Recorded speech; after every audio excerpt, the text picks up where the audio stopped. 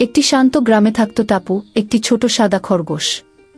টাপু খুবই চঞ্চল আর মজাদার, কিন্তু সবচেয়ে বড় গুণ তার সাহস। গ্রামের সব প্রাণী তাকে ভালোবাসত।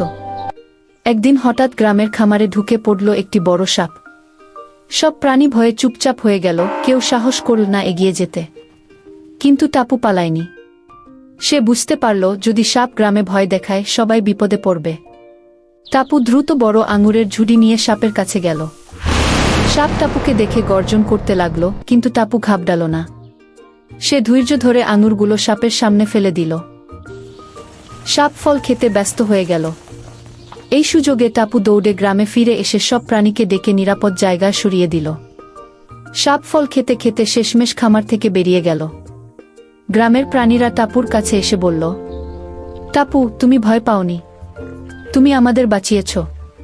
টাপু হেসে বলল, সাহস শুধু নিজের জন্য নয়, যদি আমরা সবাই একে অপরকে সাহায্য করি তখন বড় বিপদও মোকাবেলা করা সম্ভব। তারপর থেকে টাপু খরগোশ গ্রামের সবাইকে সাহস এবং বন্ধুত্বের শিক্ষা দেওয়ার প্রতীক হয়ে গেল।